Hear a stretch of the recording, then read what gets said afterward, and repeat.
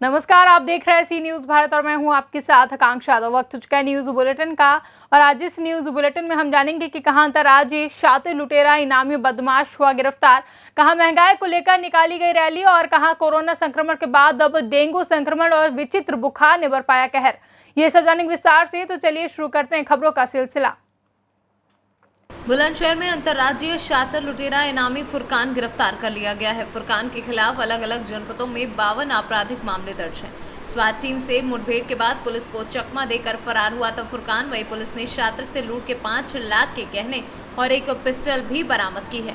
वहीं सिकंदराबाद में हुई मुठभेड़ के दौरान फरार हुआ था इनामी फुरकान। गैंग ने बुलंदशहर में भी 6 अलग अलग वारदातों को अंजाम दिया था।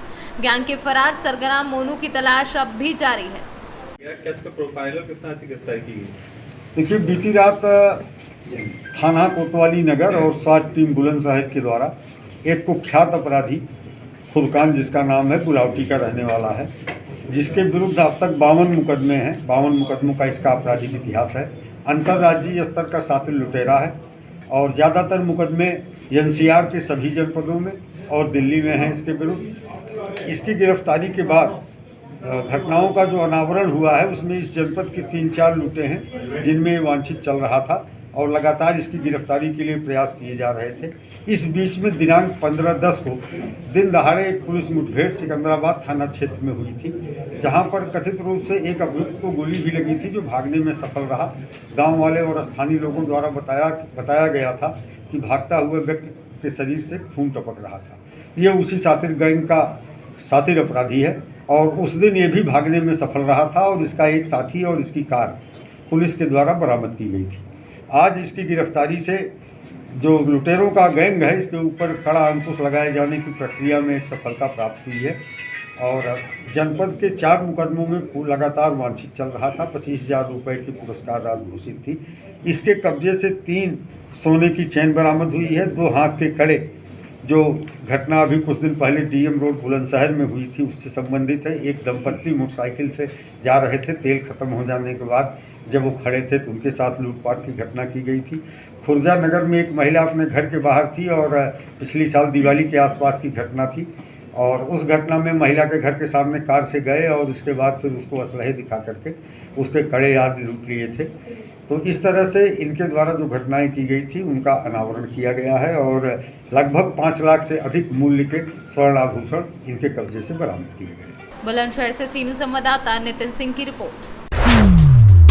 फिरोजाबाद के टूलना विधानसभा क्षेत्र में आज समाजवादी पार्टी के पूर्व सांसद अक्षय यादव के नेतृत्व में पेट्रोल, डीजल, गैस सिलेंडर अन्य कई महंगाई को लेकर एक महारैली का आयोजन किया गया, जिसमें समाजवादी पार्टी के पूर्व सांसद अक्षय यादव, पूर्व विधायक अजीम भाई, पूर्व प्रत्याशी महाराज सिंह धनगर के साथ सैकड़ों की तादाद में कार्यकर्ता मौजूद रहे। फिरोजाबाद से सीनू संवाददाता दीपक शर्मा की रिपोर्ट।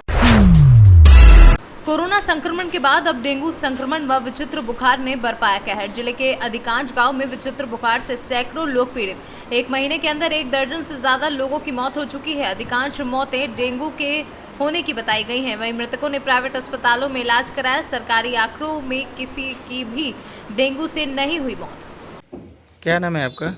गुड्डू दीक्षित। क्या समस्या है यहाँ? समस्या यही है, डेंगू के मरीज ज़्यादा हैं। खटिया में लगभग कितनी मौतें हो चुकी हैं? 4 मौतें। अभी तक कोई कार्रवाई नहीं है प्रशासनिक तरफ कोई से? प्रशासन से कार्रवाई नहीं हुई। अभी तक कभी दवा का छिड़काव नहीं कराया गया? नहीं, एक बार करवाया गया, पानी गिर गया, वो भी बह गई। इसके बाद कोई हुआ ही नहीं अभी तक? कोई डॉक्टरी कोई टीम वगैरह जांच के लिए नहीं है? कुछ नहीं है। कन्नौज से सीनू संवाददाता प्रवीण कुमार की रिपोर्ट। आज जिलाधिकारी शिशिर कपिल अशोक द्वारा नगर भवन मोतिहारी में रबी अभियान 2021 के अंतर्गत जिला स्तरीय रबी महोत्सव सह प्रशिक्षण कार्यशाला का उद्घाटन दीप प्रज्वलित कर किया गया। मुख्यमंत्री तीव्र बीज विस्तार योजना अंतर्गत गेहूं आधार बीज 524 क्विंटल का लक्ष्य जिले को प्राप्त हुआ, जिसमें प्रत्येक राजस्व ग्राम से 2 कृषकों को 90% अनुदान कर अधिकतम 20 किलोग्राम दिया जाएगा। इसका मुख्य उद्देश्य बीज उत्पादन करना है। पूर्वी चंपारण को 1360 क्विंटल का लक्ष्य प्राप्त हुआ है, जो सभी प्रखंडों में ये योजना लागू है। इसका मुख्य उद्देश्य बीज उत्पादन करना है। वहीं बीज ग्राम योजना अंतर्गत 50% अनुदान पर 100 किसानों को अधिकतम 40 किलोग्राम उपलब्ध कराया जाएगा। 21-22 का आज जो है पूर्वी चंपारण में शुभारंभ किया गया है। पिपराकोटी और परसौनी से प्रधान वैज्ञानिक यहाँ पे आए हैं, जो हमारे फील्ड लेवल ऑफिसर्स और किसान कुछ है उनको ट्रेनिंग देने के लिए। हम समझते हैं कि बाढ़ की जो विपदा है उसके उपरांत जो है इस बार रबी फसल के लिए जो है अच्छी तैयारी जो है यहाँ पे कृषि विभाग के द्वारा की जा रही है। साथ ही में जो अभी अप्रत्याशित जो बारिश की हुआ था उसका भी जो है आकलन यहाँ पे किया जा रहा है कि अगर अन्य भी कोई किसान छूटे हुए हैं तो प्राकृतिक आपदा में जो है फसल क्षति में हम उनके नामों उनके एरिया की अनुशंसा यहाँ से करेंगे।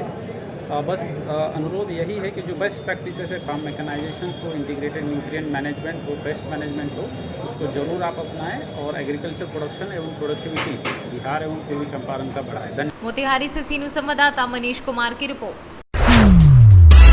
आज सोनभद्र में समाज कल्याण विभाग द्वारा आयोजित सामूहिक विवाह का आयोजन किया गया, जिसमें मुख्य अतिथि के रूप में राज्य मंत्री समाज कल्याण संजीव कुमार गौड़ व जिलाध्यक्ष अजीत चौबे, सदर विधायक भूपेश चौबे, पूर्व जिलाध्यक्ष अशोक मिश्रा व अन्य लोग मौजूद रहे। वहीं शादी समारोह में कुल 315 जोड़ों ने विवाह किया। सोनभद्र से सीनू संवाददाता कन्हैया लाल की रिपोर्ट। बदायूं जिले के नगर वजीरगंज में डीएपी खाद को लेकर वजीरगंज गोदाम पर किसानों की लंबी लाइन देखने को मिली, जिसमें किसानों को काफी परेशानियों का सामना करना पड़ा और किसानों को इस दौरान खाद भी नहीं मिल पा रहा है। वहीं सुबह से लेकर शाम तक भूखे प्यासे किसान बैठे रहे। इस दौरान गोदाम पर अधिकारियों की भी बड़ी लापरवाही देखने को मिली है। बदायूं से सी न्यूज संवाददाता चंद्रकांत की रिपोर्ट। भिंड के देहात थाना क्षेत्र के अंतर्गत आने वाले मनकापुरा में उस समय हड़कंप मच गया जब एक विमान अचानक ग्रामीणों के बीच गिरता हुआ दिखाई दिया। तत्काल इसकी सूचना ग्रामीणों ने जिला प्रशासन के अलावा पुलिस प्रशासन को दी, तभी हाई अलर्ट होकर भिंड पुलिस घटना पॉइंट पर चंद मिनटों में पहुंच गई। जानकारी के अनुसार एयरफोर्स का एक विमान जिसका पायलट लेफ्टिनेंट अभिलाष अकेले उसमें सवारी कर रहा था, तभी विमान में कोई तकनीकी दिक्कत पैदा हुई, जिसके बाद पायलट ने समय रहते अपने आप को सुरक्षित करते हुए पैराशूट के जरिए विमान से छलांग लगा दी और विमान क्रैश होकर देहात थाना क्षेत्र के अंतर्गत आने वाले मनकापुरा में जा गिरा और पायलट उमरी थाना क्षेत्र के अंतर्गत लगभग 2-3 किलोमीटर दूर परशुरामपुरा में जाकर गिरा। फिलहाल पुलिस प्रशासन के अलावा ट्रैफिक पुलिस ग्रामीणों को घटना पॉइंट से दूर भगाने का प्रयास कर रही है। भिंड से सी न्यूज संवाददाता विनोद शर्मा की रिपोर्ट। जहां भारत सरकार स्वच्छ भारत अभियान के लिए जोर शोर से प्रचार प्रसार कर रही है, तो वहीं इसकी धज्जियां भी लगातार उड़ाई जा रही हैं।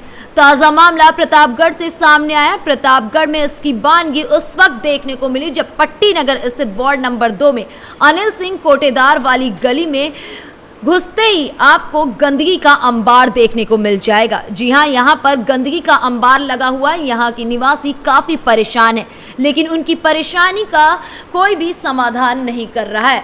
प्रतापगढ़ से सी न्यूज संवाददाता रोहित जायसवाल की रिपोर्ट।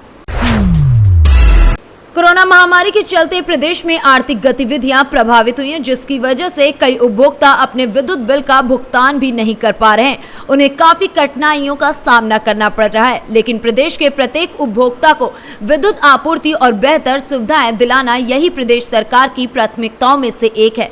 लेकिन ये तभी संभव हो पाएगा जब उपभोक्ता अपने उचित बिल का भुगतान समय अनुसार कर देंगे।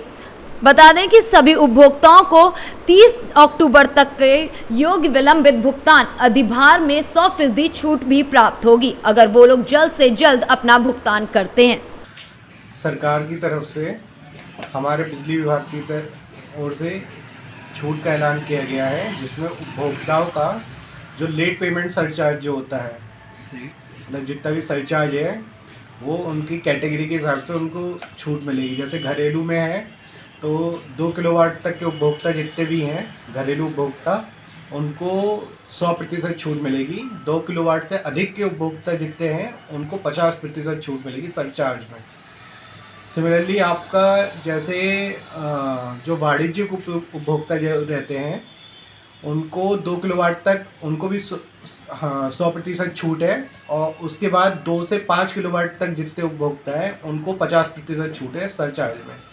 और जितने भी अपने किसान भाई लोग हैं उनको 100% छूट है, चाहे उनका उपहार कितना भी रहा हो। और ये छूट आपकी 30 नवंबर तक रहेगी, 30 नवंबर 2021 तक। तो ज़्यादा से ज़्यादा उपभोक्ता इस छूट में रजिस्ट्रेशन कराएं और सरकार की ओर से दी गई छूट का लाभ उठाएं और अपने विद्युत बकाया को जमा कराएं, ताकि भविष्य में उनको किसी भी अप्रिय कार्रवाई को सामना ना करना पड़े। सर, ये बिल पूरा फाइनल करने पर ही छूट मिल सकती है कि या 2 किस्तों में भी जमा हो सकता है बिल? किस्तों में जमा कर सकते हैं, उसका पूरा प्रोसीजर आज क्लियर हो जाएगा, लेकिन किस्तों में जमा कर सकते हैं। संभल से सी न्यूज संवाददाता सोनू की रिपोर्ट। फिलहाल के लिए बुलेटिन में बस इतना ही। देश और दुनिया की तमाम बड़ी खबरों के लिए बने रहे सी न्यूज भारत के साथ। हर खबर आपके साथ, आपके हाथ।